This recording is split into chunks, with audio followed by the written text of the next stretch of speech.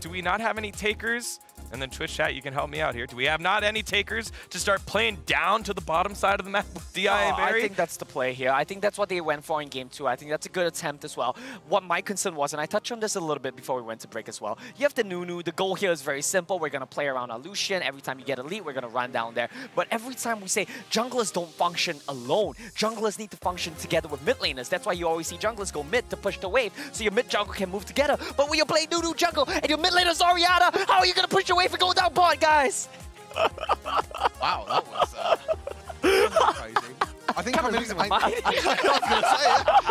I think you're losing a lot of things. I think you're losing a lot of things. But I think for game 3, I think it's going to be interesting to see if J-Team are going to be able to prioritize their jungler early on now in the draft, because I think the first game when they waited for that 4-5. Yeah, when they did the Lucian and the Oriana pick 2 and 3, yes, you have that flexibility, but Cherry's champion pool just becomes lower and lower. You had 4 jungle bans in the first phase in game number 2. You then also had Long, who picked Echo early on so they can ban out 2 more junglers, and then it goes all the way down there. Yes, this is the thing. J-Team need to stop banning elite. They need to first pick lead. That's the play for J-Team right now. That's the only play for J-Team right now. But if Nova recognize this and they ban Senna Lee, oh, okay, well, then they'll get Senna or Lee. So this is good for J-Team. J-Team cannot ban Lee. If you ban Lee, go next. But another thing is that Yuumi is going to be open potentially if J-Team doesn't ban this out as well. So do you first pick Lee Sin, but then you give over the Yuumi to Nova, and then Yami can play it with Long, and then it becomes a difficult, another difficult situation.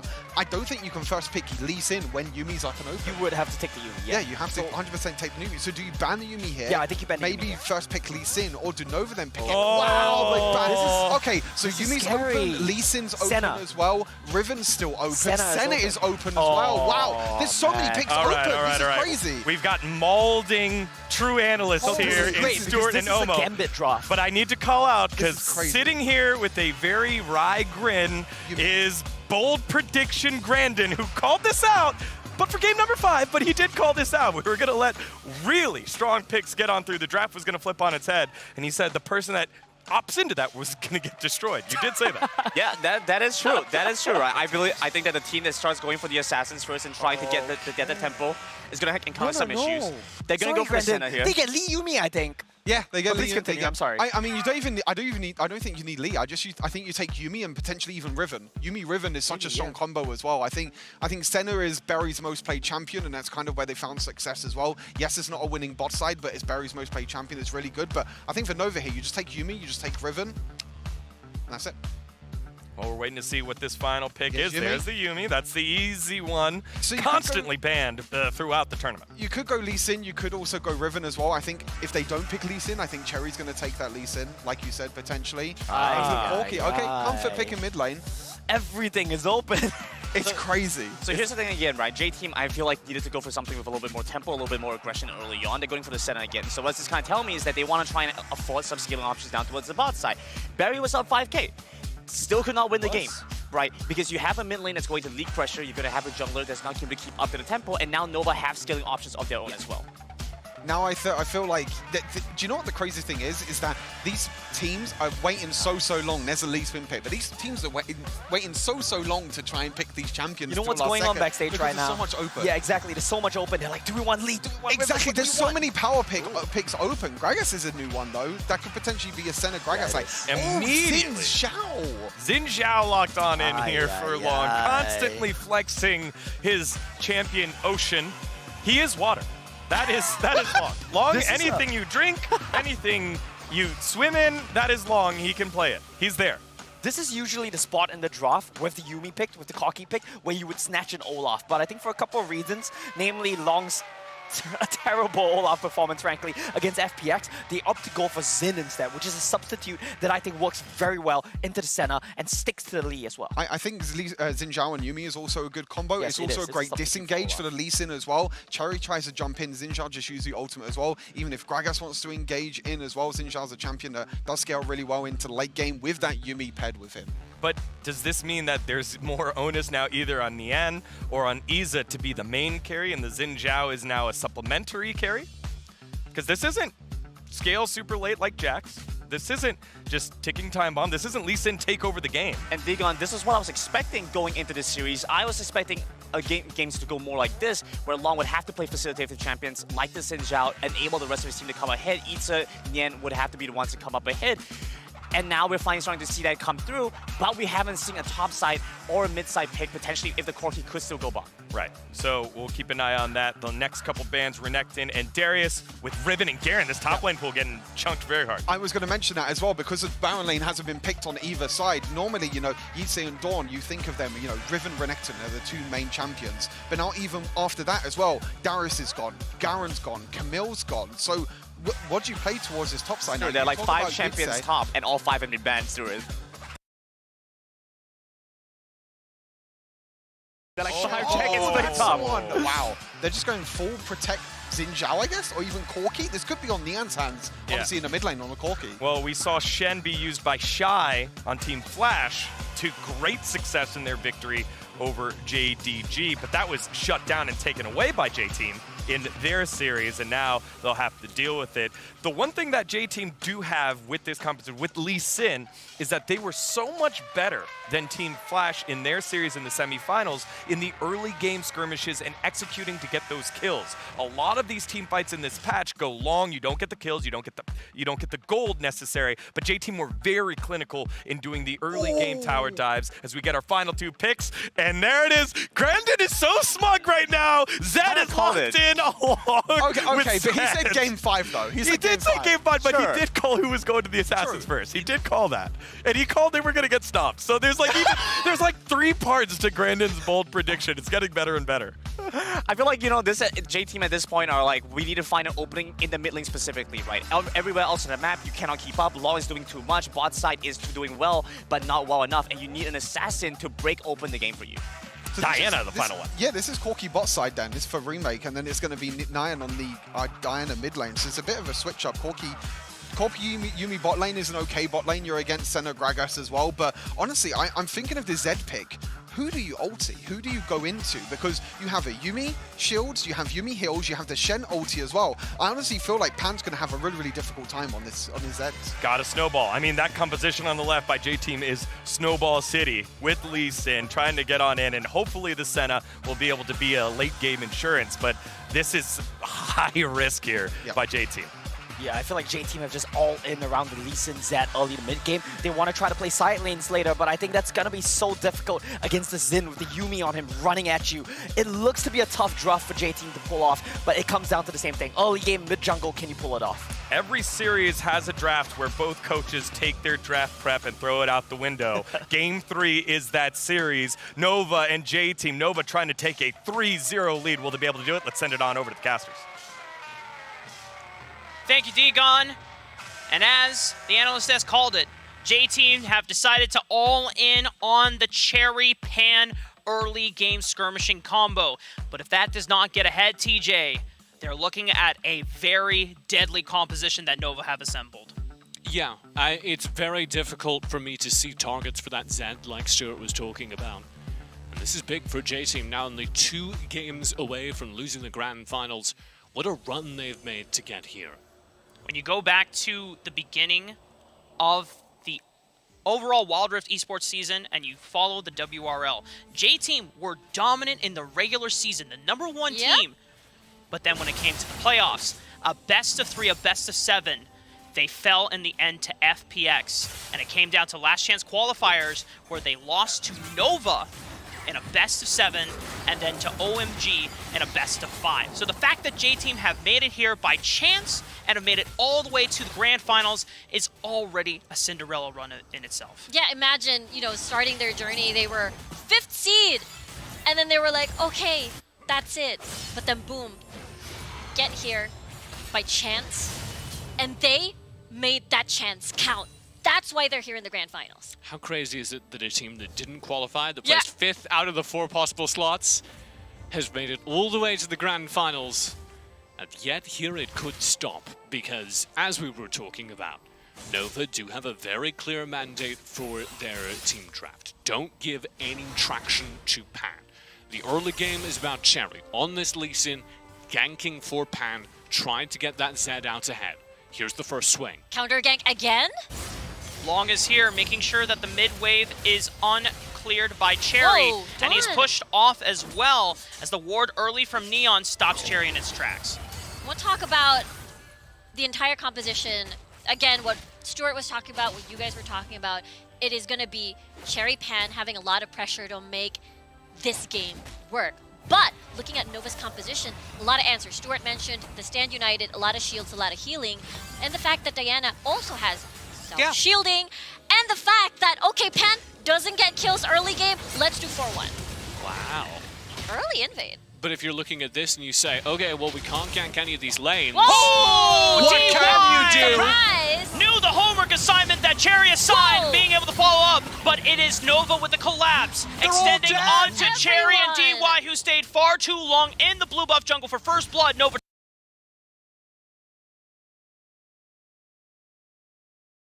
turns around with 2. And the entire game plan for J-Team is gank mid. That doesn't work because Long reads them like a book, shows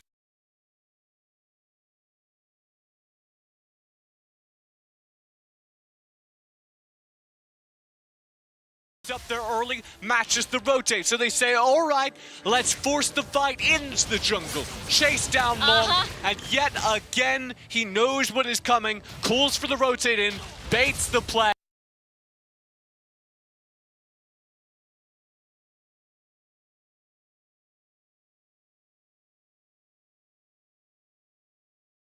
And it is deadly for J-Team. And you know that this was the plan all along because basically Cherry bought a very early Executioner's Calling, wanting to cancel out the early game healing coming from Yami in case Yami joins.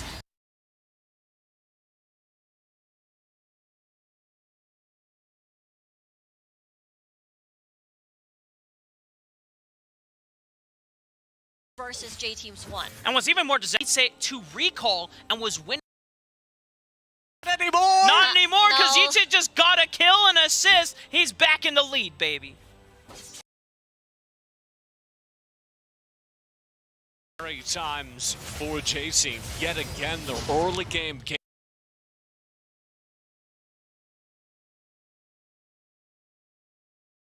But Cherry is not going to go in the early game, comboing with Dawn. Yeah, I like this start. I like this to take back what happened earlier. Look at his lead right now when it comes to the goal. Start Nova though, I love the response.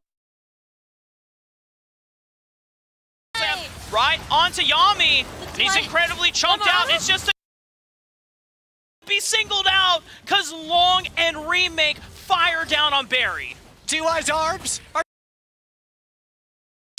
He's left chasing a cat. And Nova get more gold on... Looking really big in a game where he is a primary damage source for Nova.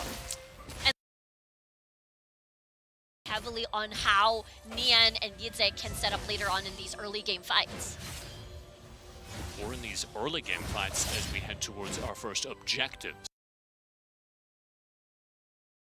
First Rift Herald and the Infernal Drake on the Rift in just 30 seconds. Sin and early game power. Lisa set the tone for the game. What does that look like? Well, it could be either Rift Herald or Infernal for them.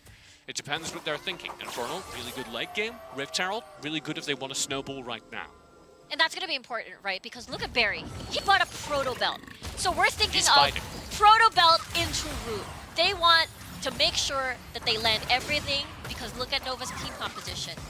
Not very tanky, especially at the early phases of the game. You get one, you kill one. They're swinging for Infernal. J-Team matching here. Oh, Cherry was waiting in the bush, but Long's got cat on his back, and he's got the heals, he got the shields. Yitze coming in with the Stand United. Another early attempt for J-Team thwarted by Nova. What a combo! Final chapter ties down Cherry and Barry, and then they drop the package right on top. It is disastrous for J-Team. And you do not want to give Long an early lead. We already saw what happens if he gets early kills. He's 3-1-2. He's not going to die. Yami's going to keep tagging along with him. And Long on this Xin Zhao, a champion that we have not seen that much in the tournament compared to the likes of things like Lee Sin, Kha'Zix, all champions that have a lot of early agency. Everyone forgets about Xin Zhao, and if he can just 1v1 someone, he outstat checks anyone. anyone in the game. And he can take a hit as well, especially with Yami riding along. Here comes another fight. Cherry looking for the play. Smash. Dawn with the showstopper slams long into the ground. Gets a flash out. Dawn has to tank up as much damage as he can. Good haymaker. Tanks up the brunt of the damage. Flashes away. Gets out. But now it's up to the rest of J-Team. Can they follow up? Can they look for more onto Yitze? Pan coming in with a flank. Yitze flashing forward, but doesn't realize there's a Shadow Ninja on the other side of the wall who's now looking to clean up the pieces. Here comes Dion. Dion, moonfall onto one. Already singles out another. It's down up to Pan. Death mark on the remake. Can he single him out? Can he get the damage? Burst is almost enough, and he clips him. Pan is on the other side. Yami is chasing him down with Neon, and they're looking to tie down the Rift Herald. What was that? At the end of the day, J-Team, it felt like they were winning that team fight, that long-drawn team fight, but Neon was still alive all along. Takes advantage of the low health bars. Let's see, though. Pan got the fruit. He's back in here, poking and prodding away. Barry coming over the wall as well. There's no smite available yet. Long can just burn this down. That's the smite. That's the Rift Herald. Pan played that fight so well on the Zed, demonstrating why his team entrusted the game into his hands. But right now, Riku, it is slipping through their fingers. Yeah, every single time you think J-Team is ahead, Nova just denies that away from you immediately. This looks so good from J-Team. Honestly, get to see Dawn flex his set powers right here. Haymaker, vents him out of shield, a lot of CC to provide for J-Team. But at the end of the day, Remake was still alive, Neon was still alive. And this fight's going pretty well at this point. Like, they invest all their cooldowns very intelligently, but they lose Barry, which means they have no heal. Uh-oh. Kick. Oh, Dragon's Rage, and kicks him out of the Twilight Trap so he can get the extra auto damage on top of it. This turret, can they burn it down in time? But Yami, single-handedly, it's a cat that scares them off. That's the wave clear, baby. Now will Neon come in? Bam? No, not enough slow. I thought that was gonna happen. I was doing a cat hiss. Oh. Yeah, that's what it didn't really work. I did it. I liked it. We're making cat sounds on the grand finals. Let's go. It's the energy that I wanted to see. Yami unable to find any of the kills there, but does clear the wave with a really good use of the final chapter. And this means that Nova run the map as we do head towards this dragon. Engage, Neon, Moonfall forces the hands of Cherry to get out. Can't say the same about DY because he had nowhere to go. Take note, there was no objective at that point. It was them correlating in one area, they happened to find each other, and bam, they got Neon with an amazing Moonfall to catch DY. For J-Team, this entire game is about trying to get more gold onto their key carry, so they will take any fight they can. For Nova, this entire game is just about pressing the accelerator button, making sure Pan doesn't scale into the game, making sure Barry and DY don't scale into the game. And this Rift Herald has gotten so much value towards that end. And now they're going towards Pan. Will he be able to escape? Pan, how many Shadow Clones can he pull out of this one? Hey, that was pretty cool. Smooth criminal. He's able to slide out of that one, which will give him the necessary gold from those sidelines to kind of stay in the game. That's what he's doing in that bottom lane. He's looking for every little bit of gold he can get. But he's not on a Hull Breaker. He's not Hull Breaker Zed. He is Team Fight Zed. Yeah. So now for J-Team, how will they be able to wait for these objectives, for these 5v5s, for these skirmishes? As long as there's no dragon, Nova, on the other hand, are happy that this game is going slow. Yeah, he really wants this turret. But as you're talking about, not Hullbreaker can't be Hullbreaker because they need him to be a teamfight carry. They have no option in the matter. Oh, Long flashing forward. This is a Xin Zhao without any boots, and he is running down Cherry. He's just moving forward without Yami, without boots, just as you said. Very brave, because he knows he's 3-2-3. Okay, Neon looking for the moonfall on the Barry. He's maneuvered away from DY, and DY can't do anything! He can't get in range! Can he get an answer back? Explosive cast gets the stasis out, should have enough damage. Stand United with the Stand United, and the taunt finishes him off. He even brought Yami for the ride. That is perfect from Nova Esports, and it guarantees them control of this game because Barry and DY were J-Team's ace in the hole. They were their late game insurance policy, and that policy's value has just tanked. And you could tell that DY was trying his hardest. He thought that he had it. Neon, big outplay. He's coming in, Dragon now up. With these kills on the board for Nova Esports, package on the side of Remake, they can completely bully J-Team away from this dragon. Cherry would have to pull out a miracle, but Can he get in range? It's all on Dawn, making the main engage, flashing over the wall. Final chapter wasted. Long gets the dragon, secures it for the side of Nova Esports. Pan onto the backside, looking for the execution with the death mark, but it's not enough damage, and the rest of Nova have already dealt with J-Team. Cherry's all alone, making the great escape. He'll slip away. So miraculously, nobody on J-Team dies. But maybe Dawn? Oh! No. That was close. Cherry achieves and gets the stealth mission done. Because if he died at that time, Rift Herald is up, that's not something you want to give to Nova even more. Yeah, an incredible feat of survival from J-Team. I don't know if you caught it. Dawn realized he was on the wrong side of that bottom lane turret and just walked up to it and 1v1'd it. That gets J-Team a little bit of gold back on the map, but they are absolutely going to take a swing at this Rift Herald. They need to fight. They gotta get this, because look at Neon 500. Rift Herald's about to despawn. It might have.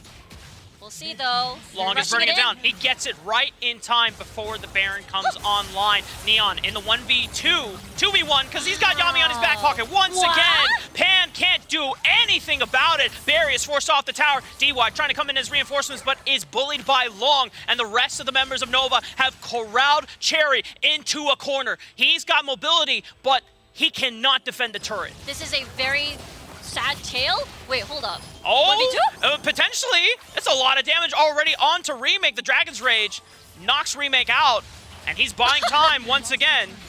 Cherry trying his hardest to find something here. He is. Gets the Crux? Stasis, no. Nowhere not to gonna go. be enough to survive. Meanwhile, Neon. back on Neon, and he's got Yite here. 2v3 about to emerge here. Dawn already with the showstopper, locks him down. Facebreaker into the Haymaker. Neon almost survives, but Dawn clips him out with one more haymaking punch. Remake now back in there, but it's Pan that comes back with the resurgence of damage, and Barry following up beautifully. They've knocked out Yami. That's a swing of gold back into the pockets of J-Team. 3 for 3 suddenly, an even trade for J-Team, and badly needed gold for their Senna, who's supposed to be their late game scaling carry.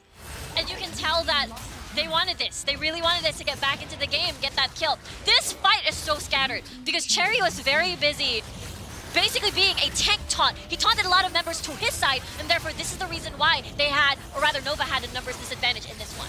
Yeah, a little bit of over-aggression, frankly, from Neon. Feeling a little bit too confident with the gold lead they have, and so is Yeezus, so are the rest of Nova. They walk into what is a disadvantaged fight, trusting that J-Team won't have the tools to punish them, but that is not true of a team that is here in the Icons Grand Final. And one thing that's amazing right now, at least for J-Team, is that Pan's damage. Yeah! We saw, it's a lot. Look at the graph, look at the bars, rather. And for Nova, this is a very worrying sign if you don't have Stand United, if you don't have shields and healing. Look at the composition of Nova. Very squishy. As we call back to what you said at the beginning of the game, TJ, the investment, the trust to let Zed go into the hands of Pan comes through in that team fight, but it's got to be more. It can't just be that one team fight. J-Team have to find successive skirmishes just like that one. And now we've kind of inverted the status quo from previous games. Now we're in a game where you're looking at that Zed, you're looking at that Senna as scaling carries that are going to be so deadly the later we go. Uh-oh, Neon might be caught out here. Long is here for reinforcements, trying to buy time for the rest of Remake to come in for damage. Pan already getting a lot. Neon with the Moonfall splits up J-Team, and they have been scattered. DY has already sent to the fountain. A beautiful taunt flash from Yitze finds the mark onto the rest of J-Team. Pan is able to get the recall off. Dawn has nowhere else to run. A triple kill for Long. Intense fight from Nova. That was J-Team asking for it. They were the ones that wanted to start that fight. Look at Cherry, though. He has an angle to get a steal.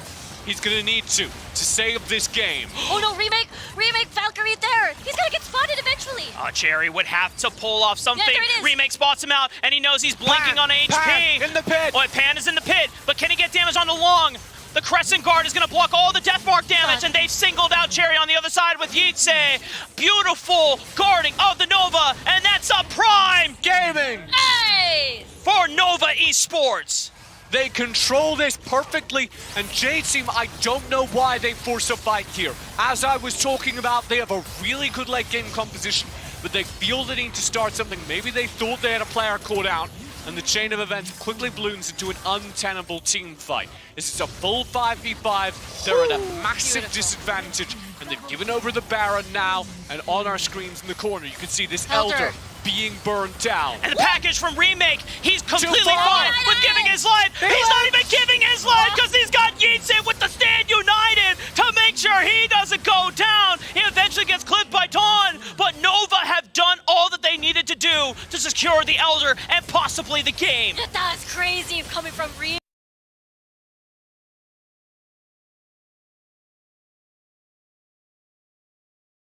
But Yeetsin falls. Pan finds him with the death bar. Can he find more onto Long? Crescent Guard prevents any damage further coming out from the Ninja.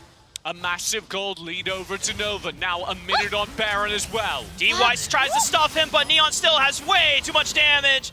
Golden stasis on both him and Cherry. Neon is the one that comes up through, and Nova have 3 members to 1. With Baron buff on their side, they could make the push to put themselves at match point. They're approaching tournament point mark, sieging the inhibitors, taking out that mid lane for the rest of the game. They are 1 win away from being on tournament points. And they have everything. They've got Elder, they've got all their carries rising right now. 825 Long, 915 Neon. Everyone can basically 1v1 people. And look at this Elder Drake. Remake Valkyrie forward with the package, delivered not only himself in front forward, but delivers Yeetsin along him with it as well. He has a ton of damage! I thought that was way too far forward. Remake showing off how tanky you can be when you're playing that Corki. Deep into the backlands, supported as you say by the Stand United. It turns into a chain of events that puts Nova firmly out ahead with this Elder for the rest of the game.